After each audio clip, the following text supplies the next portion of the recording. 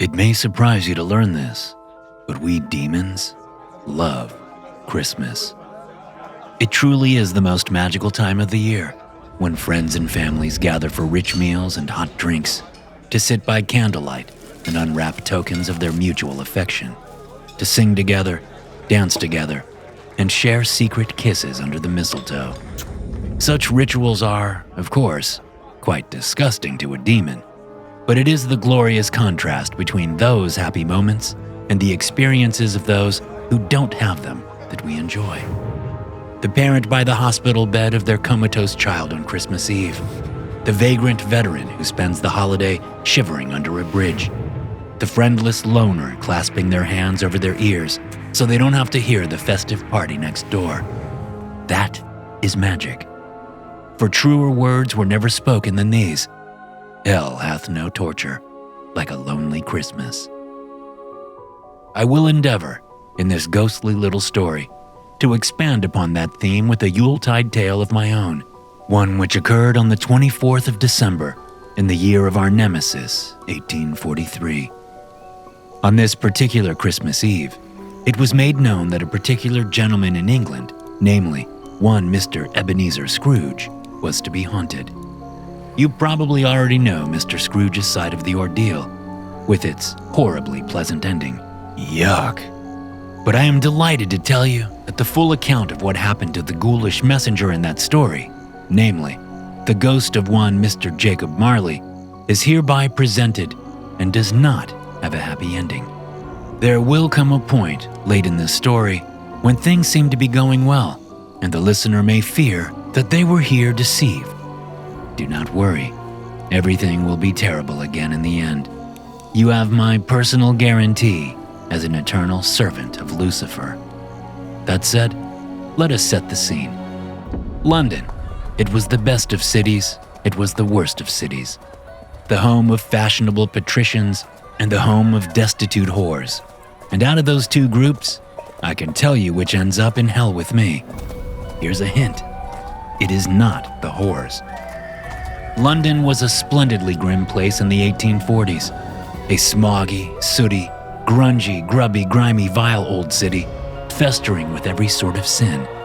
It was, in fact, a bit like a mortal mirror image of the corner of hell that lays beneath it. To get to hell from London, one merely has to dig beneath the cobblestone streets, burrow under the foundations of the old Roman settlement, then pass through layers and layers of hot stone, until finally they take a swim through the swirling sea of magma and reach the halls of the damned. That's where I come in. I oversee the Londinium subsection, where many chambers hold many dusty, red-hot iron boxes where all the condemned Londoner souls are stored when they aren't being otherwise used, abused, or tortured in various ways. That evening, high above on Newman's Court Road, old Scrooge sat busy in his counting house. I located Jacob Marley's box in the pile and tugged it free. Unclasping the scorching lid, I opened it and peered inside. Marley had been alive to begin with. Of course he had. Every human spirit begins its journey trapped in a mortal body. And so, as I gazed down upon the wretched ghost squished and contorted and crammed within the box, I could imagine how he once looked. Gaunt cheeks, unibrow, mole on his jutting chin, and his thinning hair pulled tightly into a ragged pigtail. Ugly little fella. I grabbed the crumpled spirit and pulled. Marley moaned as his twisted spectral body unfurled, dislocated limbs snapping back into place, spine uncoiling, ghostly lungs inflating painfully as he gasped the fiery air of hell. His chin flopped, loose in his translucent skin, onto his chest. That wouldn't do, so I tied a bandage around the chin and on the top of the balding head and tightened, snapping the jaw shut. Much better. Agony! Moaned the cadaverous figure, his voice high, hoarse, and trembling. Oh, woe is me! Such arduous tedium have I endured. I could not see, not hear, not even sleep. Is it over now? Has my sentence of purgatory reached its end, O servant of darkness? Might I sleep at last, and so fade into oblivion? I rolled my 3 eyes. Don't be daft, man. It's been but 7 years. Give it another millennium and we'll see how you feel. And who said anything about purgatory? That's not how this hell works. I grabbed his chain from its hook on the wall and dropped it across his emaciated shoulders. The ghost collapsed to his knees under the weight, crying out in pain. You've a little job to do up top, Marley. A message to deliver. To Scrooge. He looked up, his pale eyes blinking stupidly. Who? Forgotten already? You've a weak mind, Marley. Ebenezer Scrooge was your business partner, and your only friend, and your only mourner. It seems the bastard's being given one final chance at redemption. Redemption? What is that? The chance to atone for one's mistakes and start anew. The hope for salvation. Even saying that repugnant word turned my stomachs. A chance and a hope, whispered Marley. I looped the rest of the long chain about his waist. He crumpled onto the hot stone floor, begging for me to stop. None of that now. There's more where that came from. I began to attach the cash boxes, the keys, padlocks, ledgers, deeds, and the heavy purses wrought in steel to the chain. No more, he pleaded. Don't blame me, Marley. You forged every inch of chain and scrap of metal by your greedy, wicked deeds in life. And now you'll have to get used to flying with the weight. Flying? Well, obviously. You've got to fly up to the surface. Go on, try. He made a whimpering face. Then, straining against the floor, he pushed off, floated for perhaps a second, and was flattened again as the weight pulled him down. I shrugged. You'll get the hang of it. And here, wear these. You'll want him to recognize you. I shoved a dusty pair of spectacles onto his forehead. Now, in death, he looked the part he played in life. In his waistcoat with its shiny buttons, his tights and buckled boots, all strung with steel and silver chains like the tinsel on a Christmas tree. I then instructed Jacob Marley in where he was to find Mr. Scrooge, and what exactly he was to say to the old man. Then I clapped him on the shoulders and bid him farewell. We'll give your chain a tug when it's done and bring you back down. Devil speed, Marley, old boy. Happy haunting. But I cannot hope to fly with these bedeviled stalks about my person, he complained, hunched over on his knees. And I shall give you a boost. I kicked and drove a hoof against his chest to send him soaring.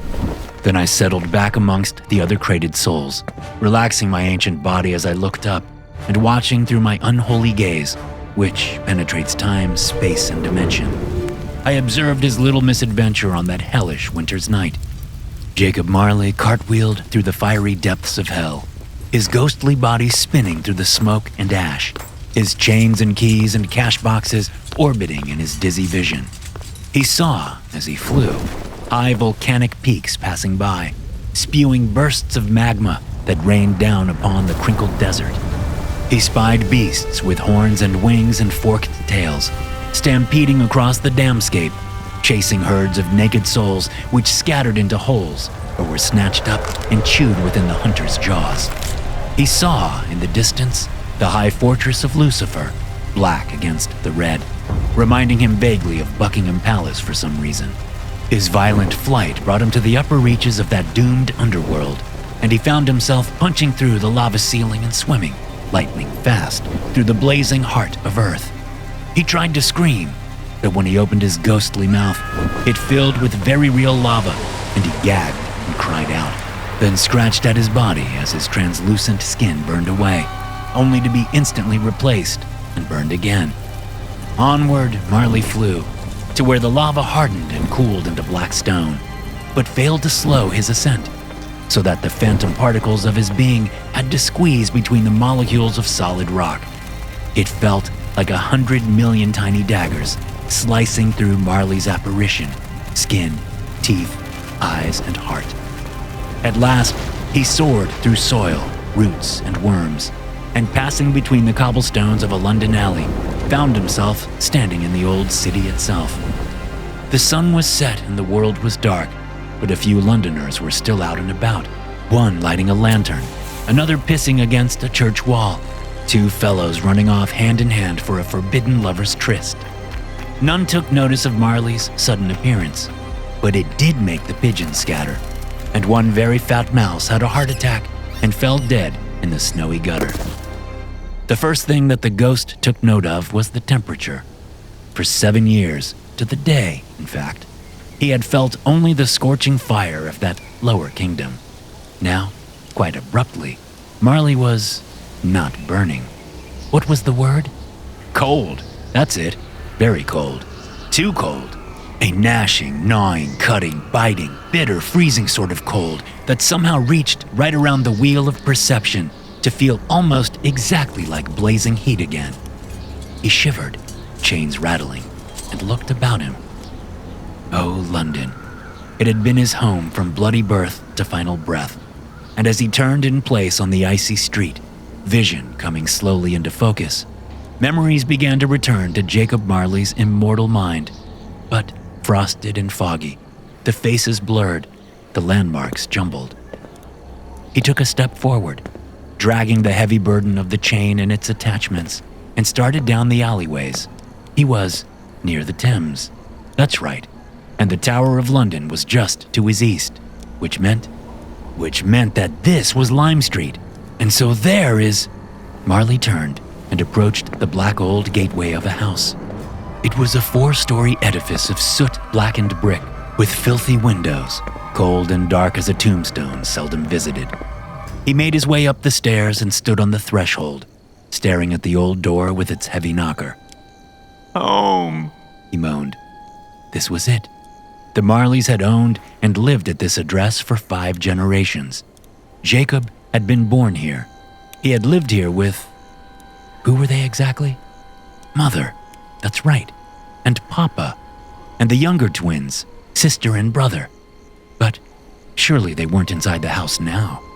No, because they had died, all of them, on the same night, this night, the 24th of December, only many, many years ago, when Jacob was a young boy. They had died because he had. Well, that hardly mattered now. He held out a hand and pawed at the doorknob, but his ghostly flesh passed through the metal and could find no hold. Experimenting, he stepped against the door and found that he could pass through it. On the other side, he stood in the cold, dark foyer. There was no carpet on the floor, no candles lit, no sound at all, except a rat scuttling across a floor high above. Then Marley heard another noise, the tapping of a cane and the shuffling of feet in the yard. He turned and, leaning forward, put his face through the door, feeling the cold steel of the knocker on the outside. Looking out, Marley was shocked to see another face looking back at him. It was a man's face, old and harsh, with a pointed nose, shriveled cheeks, red, ferrety eyes, and thin blue lips. Ebenezer! Marley knew him at once. Of course he did, and realized suddenly that, as the sole executor and recipient of his will, this house no longer belonged to any Marley, but to a Scrooge. It was Ebenezer's house now, and it was Ebenezer that Marley was meant to hunt tonight. That's right, he had forgotten. He had a mission, a duty to perform, and then... Panic flooded the ghost's immaterial veins. He stumbled backward through the door, tripped on his chain, and went floundering into the dark house. Coming to the stairs, he ran up them, hearing Scrooge enter the foyer behind him with a "Bah, humbug!" Up, Marley flew, past the hallways and locked doors of his youth, until reaching the summit, he came into the attic. A rat squeaked and ran from his presence, and Marley was left alone under the slanted ceiling. The long room was dark and mostly empty, but with his ghostly eyes, Marley could see a pair of small beds, long forgotten, in the far corners of the chamber. The beds of the twins. That bed on the left, that's where his little sister had slept. And that bed on the right, that was his brother's bed. And there, on the wall between the beds, and hidden under decades of cobwebs, was the tapestry bell pull, the tassel that, when yanked, rang the copper bells in the master suite below, and the dining room below that, so that the young children could ring for their parents in case anything ever went very, very wrong, like it had on that Christmas Eve night. Marley stepped through the attic, dragging his chain, coming to the far wall and reaching out a trembling hand. His fingers passed through the cobwebs, but when they reached the tasseled string, he could feel the braided fabric, cold and stiff. The memory of that dreadful night creeped into his mind. The coughing, the gagging, the bloody vomit, and the bell. The copper bell ringing madly on its string, with no one left to answer. Coming suddenly back to himself, Marley realized that his ghostly hand had been tugging on the tassel. He could hear the bell chiming below and the startled gasp of Ebenezer Scrooge. He released the tassel. Enough of this nonsense. Jacob Marley had a job to do. He walked from the attic bedroom, floated down the stairs, and visited his old business partner in the master suite, delivering the message the demon had instructed word for word. I will not here bother the listener with the details of that particular scene. As stated previously, the event of Scrooge's Christmas haunting is well known to the public. With its 3 visiting spirits, those of Christmas past, present, and future. But if one wishes to know in detail the discussion that took place between Scrooge and Marley, they can peruse the work of Mr. Charles Dickens at their leisure, or partake in any of the innumerable adaptations that have been made since its first publication. It is a very fine story, for indeed, Dickens was a very fine writer, though not a very fine husband, which is why he now resides in hell with me. But I digress. Let us return to our ominous tale. Having haunted Ebenezer Scrooge to the best of his ability, the ghost of Jacob Marley departed from his childhood home, floating out of the window. There were other spirits in the street now. Marley could see them, guilty phantoms, miserable and moaning with chains of their own and no doubt haunts of their own. One by one, those spirits faded, their corporeal bodies drifting down into the earth. Marley waited for his turn, anxious as a hooked fish, knowing that at any moment the demons would wrench him back into hell. But that is not what happened. What did happen, though Marley did not know it, was that I, watching from below in hell, became rather curious and longing to know what might occur should I tamper with the customary procedure. I left the ghost alone on the London street. After a time, Marley took a little step. When nothing happened, he took another and another. Gaining a smidgen of what might be called courage, Marley began to walk down the street, dragging his chain past the quiet houses. He soon came upon a scuffle in an adjoining alleyway. A woman, very thin and pale, with flushed cheeks and sores on her lips, was arguing with a big gentleman in a stovepipe hat.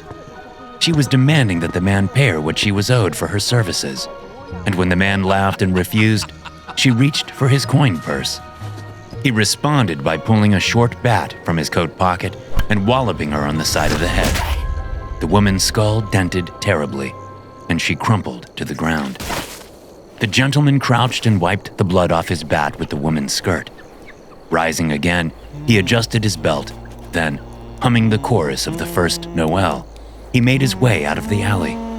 As he passed by Marley's ghost, well, through it, actually, he winced and gave a great shudder. Marley realized that he knew the gentleman. Why, it's old Mr. Kraken, Marley thought aloud.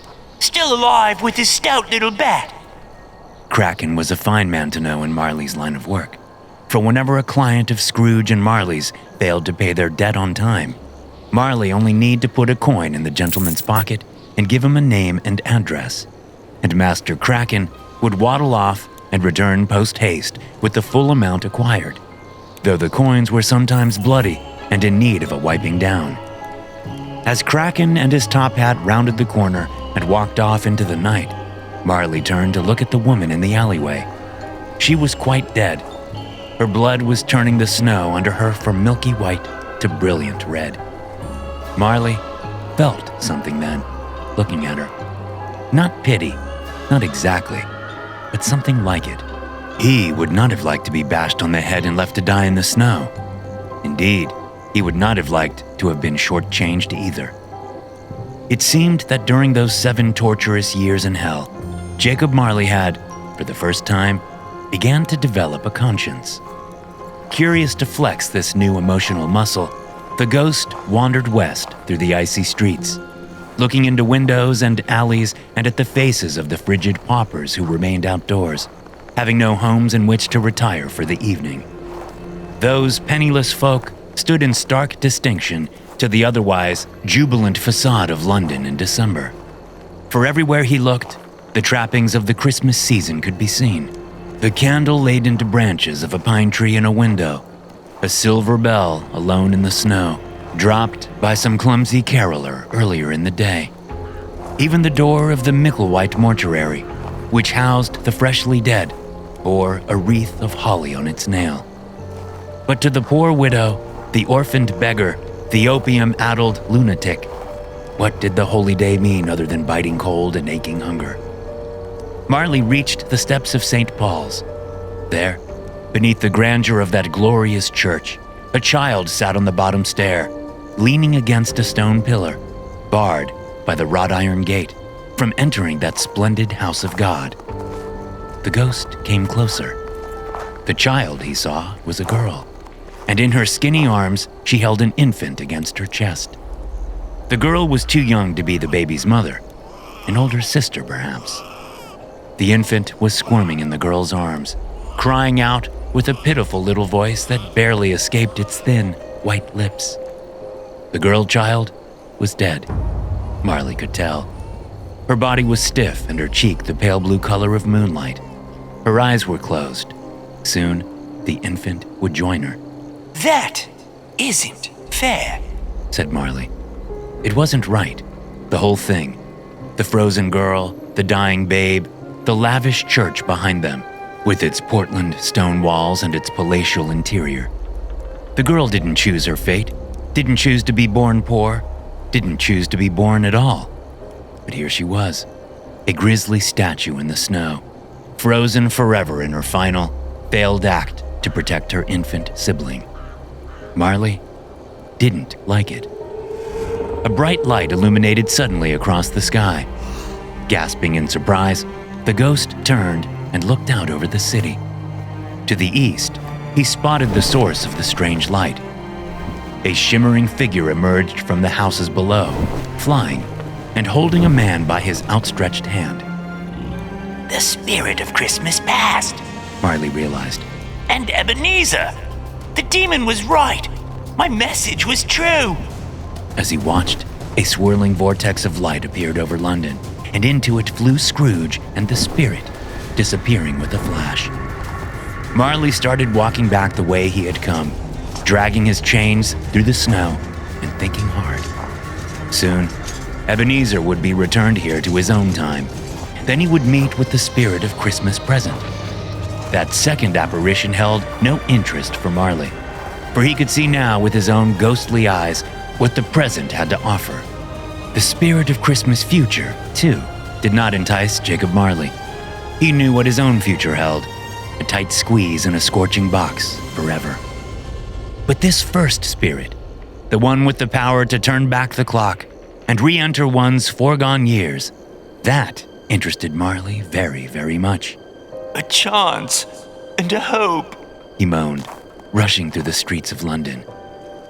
When the vortex of light reappeared in the sky, Marley was already waiting under the windows of his former house. And when the spirit deposited Ebenezer back into his bed, Marley went hurriedly up the front steps, through the door, and into the foyer. The blaze from the sacred spirit showed right through the floorboards overhead, but quickly began to diminish. Something was wrong. Haunt me no longer, he heard Ebenezer shout upstairs. The spirit's light was fading. It would be gone in a moment, out of reach, back to whatever hallowed dimension it called home. Marley had to act now. Crouching on his spectral knees, he pounced off of the floor. Fighting against the terrible weight of his chain, he flew up into the ceiling and emerged through the floor of Scrooge's bedroom. Ebenezer was out of bed and on his feet, his face contorted with anger and his eyes clamped shut. He was holding a great conical cap in his hands and shoving it down onto the spirit to blot out its light. Only the shimmering corner of its robe was yet visible under the cap. so Marley reached out and grabbed the luminous fabric. Marley's world shattered into a million swirls of light and sound and energy. He screamed, wheeling and twirling through the luminous tempest, then felt himself spat out. He landed tumbling in the snowy street outside the house. Only something was different. The London air tasted less bitter, and the cold wasn't as harsh. Marley sat up and peered around him. The sky was brighter, golden-hued. It was dusk. He pulled himself to his feet, feeling lighter, feeling... My chains! Marley shouted. They've gone! Well, of course they have gone, said the spirit of Christmas past, floating up beside him, looking cross. You have meddled with me, and thus with time, impetuous ghost. So now we have come back to before the first link in your chain was forged. Back in time! Gushed Marley. He lumbered sideways, and coming to a lamppost, reached out a hand to steady himself. His hand passed through the post and he stumbled. Still a ghost then, still less than real. How far, spirit? How far have we come? The spirit turned its incandescent face to the house beside them. The house looked the same, only a little less sooty and a little less worn. Candlelight glowed in the windows. The Jacob Marley in this time is but 1 in 10. A child on the verge of becoming something else, something darker, something wicked. But 1 in 10? Marley whispered to himself, looking at the front door.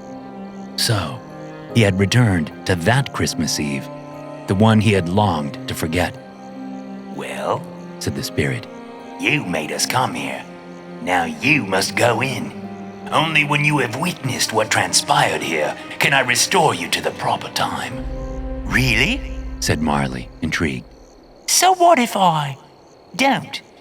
What if I turn and flee into the city? There is no city, said the spirit. This vision ends around the corner. There is no world beyond. If you fled now, you could run straight, but you would return at once to the same spot. There is no way forward, ghost, but to face what lies within. Marley nodded, and feeling a fresh bout of iciness pass through his ghostly body, one that had nothing to do with the chill of winter, he started up the front steps. Without his chain to drag him back, he felt light. So light, in fact, that it made him dizzy and afraid. Afraid that a light wind might blow him off his feet and whisk his body up into the golden sky. He reached the door and, stepping through, passed into the house. It was warm inside, not hot, just warm. Perfect. From the kitchen to his left issued a symphony of bubbling and sizzling and copper spoons against iron pans. Marley sniffed the air, knowing the sweet and savory bouquet that must surely be present, but his phantom nostrils could not sense it. The kitchen door opened and a very short, very round woman in a stained apron tottered out, carrying a steaming pudding on a platter across the foyer and into the dining room. Mrs. Shuttlecock! Marley's ghost exclaimed. Our old housekeeper. She used to make the most wonderful crumpets. Oh, but how I wish I could smell that pudding now. He followed her into the dining room, and there they were, his family. The ghost halted just inside the room, frozen in place. Pudding! Pudding! His younger brother and sister shouted together, bouncing on their seats and smiling their matching gap-toothed grins. Young Jacob sat across from them, next to his portly father. The boy looked sullen and bored, scratching the mole on his chin. No pudding just yet, children, said Mrs. Marley, smiling at Mrs. Shuttlecock as the housekeeper walked back to the kitchen. First, presents! Presents! Screamed the twins, and young Jacob put his hands over his ears and grimaced. Their mother got up from the table. Her whole body seemed to glow in the candlelight, her yellow hair, her rosy cheeks, her smile. Had she really been that beautiful? Jacob Marley couldn't remember. He remembered his papa, though, perfectly, with his unibrow and his thinning hair and his spectacles. Mrs. Marley crouched by their Christmas tree and, reaching under, pulled out 3 packages wrapped in brown paper. Jacob's siblings practically danced from their chairs to their mother's side and tore the wrappings off their boxes like wild beasts. Look, Papa, said Jacob's little sister. it's a new doll. I love it. I will call her Bernice, and I will love her forever. A jumping jack, said Jacob's little brother, holding up the little wooden man and pulling a string so that the toy's arms and legs twitched up and down. Jacob, aren't you going to open yours? Asked Mrs. Marley. At the table, young Jacob shrugged. His mother brought his box to him. He picked it up and heard a rattling of glass beads. Is it marbles? He asked. Yes, Said Papa. open it and see. Said Mother. I don't want them.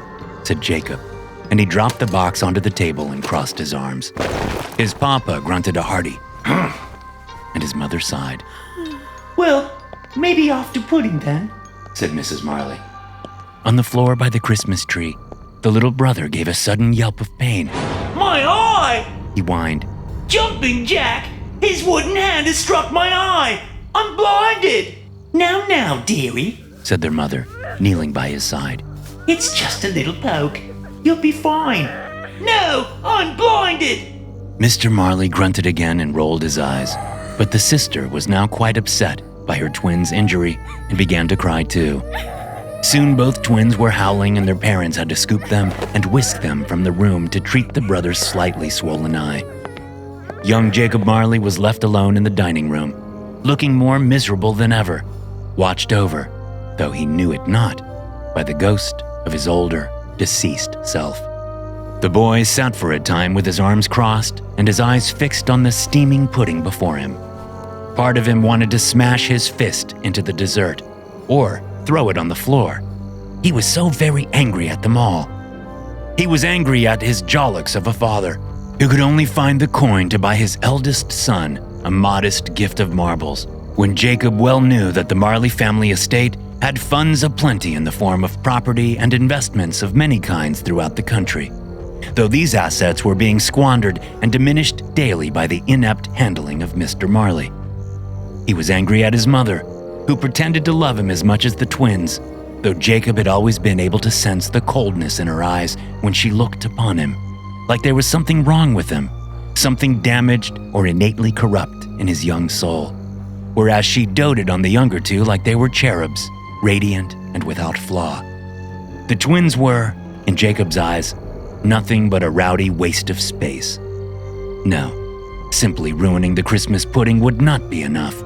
The situation called for something more. Making up his mind, young Jacob hopped from his chair and walked silently into the drawing room. Old Jacob watched him go, dreadful apprehension on his ghostly face, then passed through the wall and into the drawing room to watch the boy kneel by Mrs. Marley's special, private cabinet, which held, on little shelves, many tiny bottles, vials, and paper boxes. For Mrs. Marley was not just any old Georgian lady of the time.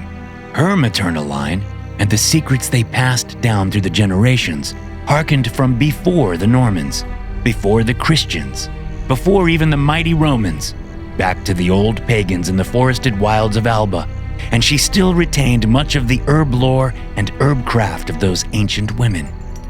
It was the business of Mrs. Marley to attend to ladies who would visit the Marley home in the dead of night in need of a certain type of care, a specific remedy, if you will, to their present predicament. When so entreated, Mrs. Marley would mix up a concoction of herbs and lead plaster into a tea of subtle poison for the ladies to drink, and thus put a stop to their impending maternity. The nature of this secret business, her son Jacob knew all too well, being an inquisitive child, and so he knelt and pulled from the shelf a glass bottle labeled simply, "For Women." Returning to the dining room with his poison in hand, he sprinkled it liberally across the top of the sticky pudding, watching as the syrup and brandy soaked up the powder, dissolving the contaminant. Satisfied with his action, young Jacob climbed back in his chair and waited. Soon the rest of the family returned, brother in mother's arms, sister on Papa's shoulders. Once they had all taken their seats, Mrs. Shuttlecock came in and cut the pudding into 6 equal pieces. She plated each slice and handed them out to all at the table, graciously accepting the 6th and final piece for herself, then retired into the kitchen to eat it. Happy Christmas, children! Boomed Papa, cutting a bite of pudding with the side of his fork and skewering it. Perhaps you shouldn't. Stuttered the ghost in the room, unheard by the smiling family. They ate. Mother, Papa, and the twins, licking their plates of every crumb. Aren't you hungry, Jacob? Asked Mother, setting her fork down on the empty plate. Jacob shook his head, but he was smiling too now. So Mother softened toward him and, leaning over the table, kissed him on the forehead. Her lips were very warm. Mother, said the little sister, clutching a hand to her stomach. I don't feel well. Me too, said little brother. An early bedtime is what you need, said Mother, and kissing them both goodnight, she sent the twins up to their attic bedroom. Jacob listened to their feet trudging up the stairs. I feel a bit flushed myself, said Mother, once they had gone, placing the back of a hand to her forehead. Perhaps the goose wasn't fully cooked. Nonsense, said Papa, but he too was looking pale and rather sickly. Only young Jacob was unaffected, sitting serenely in his chair, looking from one parent to the other with a curious sort of anticipation. In the next moment, several things happened at once. The copper bell high on the wall began to ring, fast and hard and without stopping. There was a great crash in the kitchen of many plates shattering, and the sound of a body hitting the floor. And the ghost of old Marley found himself suddenly holding a large, iron chain link in one hand. He looked down at the heavy object, trying to understand where it had come from. Are you all right, Mrs. Shuttle? Muttered Papa, rising in his chair, then swooning, then collapsing sideways to the carpet. Mother reached out her arms to catch her husband, but fell instead onto her knees, and clutching her mouth, vomited blood into her hands. She stared at the blood, then looked up at the copper bell. It was still ringing. Twins, she said, and her teeth were stained red, and her lips trembled. My babies, they need me. She toppled forward onto the carpet beside Papa. 2 more heavy links appeared in Marley's ghostly hand, connected into a short chain. On the wall above him, the bell finally stopped its chiming. Another link appeared, then another. Old Marley stared at the chain in his hands, then looking up, he observed the gleam in his younger self's eyes. Pride, relief, a wicked sort of joy. The ghost began to moan. Not the throaty moan of hellish pain, but something deeper, more guttural, more primitive. A rising cry of self-hatred that bubbled from the soles of his phantom feet to his ragged throat. Oh! Oh! He stumbled backward into the wall, through the wall, floating backward in the now dark night to land in the snowy yard once more. The spirit of Christmas past was waiting for him and raised a luminous hand to point at Marley's chain.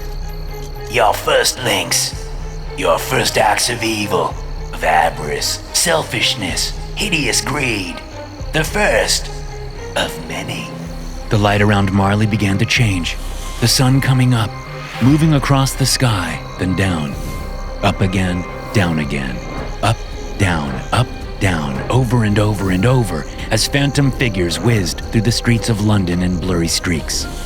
The chain in his hand grew longer and longer, new links appearing by the dozen, interlocked and hideously heavy. Oh, Spirit, no! Stop this, please!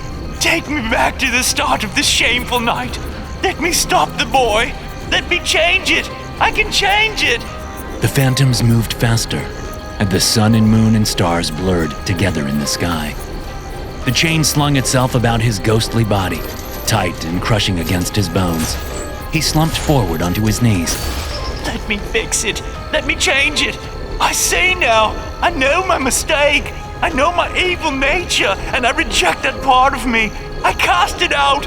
I banish it from my being. I am a new man, a different me. The ground below him brightened, rippled, and began to change. Not snow. Coins. Silver and gold, blinding bright and hot to the touch. The coins blossomed from nowhere. Hundreds more every moment, boiling around his knees, up to his waist, up to his chest. Wait! He cried. Wait! He tried to swim through the coins to reach the spirit, but his chains constrained his movements. The blazing coins reached his shoulders, his chin, his ears. He tasted hot metal and saw a glimpse of the spirit as it turned and faded from view. Then all was lost in sparkling gold and silver. And then, all at once, the coins were gone. The heat was gone. The world was cold and dim again, and snow fell onto the empty London street. Marley's ghost was back, standing shivering outside the soot-blackened house. His chain remained. It was quiet, ghostly quiet. I went to Marley then. I met him outside Scrooge's house. It's you? He exclaimed when he saw me. Oh, servant of the underworld. Oh, what visions have I endured this night? Past pain and fear to the center of all things. I have seen myself in my purest, ugliest form. And now I know. So it seems. He took a trembling step toward me, dragging his chain, his cash boxes, his heavy purses wrought with steel. Then tell me, demon, can you not intercede on my behalf? Can you not speak with those of higher power and plead for my sake, that I might have a chance at hope? Surely the Lord in his infinite goodness would not truly condemn a soul to everlasting torment for a few deeds in life. I let Marley finish his little speech, then lay a hoof across his shoulders. You're right, Jacob, I told him. No one deserves eternal damnation. Everyone deserves another chance. So, you'll help me? I do have a chance? I flashed my crooked smile. Why not? After all, it's Christmas. A glowing tear appeared in the ghost's eye and fell dripping across his cheek. The depth of relief and joy in his expression could not be measured. Oh, blessed night! Said Marley. Oh, sacred, blessed, holy night! Thank you! Just kidding, old chap, I said, grabbing his chain. God damn us, everyone. I gave the chain a tug and sent him corkscrewing into the ground, screaming as he flew. Down, down, down into the fiery bowels of the earth. Into hell, where my minions seized a spasming spirit, crushed it back into the iron box, and slammed the lid shut. That was a special Christmas. For what better trick could a host of hell play than to give its occupant a glimpse of heaven, a taste of salvation, and then take it away from them forever? Well, that is our Christmas tale for this evening. The listener will observe that I am a demon of my word, and that the ending was just as tragic as promised. But I will leave you with this final note. We don't open Marley's box much anymore, and he stays quiet for the most part. But every now and then, on Christmas Eve, I like to give the box a good rattle and get him groaning. That way, if little children in their beds listen very closely, right when the church bell strikes midnight, they can hear Mr. Marley moan, Merry Christmas to all, and to all a good fright. Thanks for listening. If you enjoy these stories, be sure to subscribe to the podcast and check out some more of my episodes here.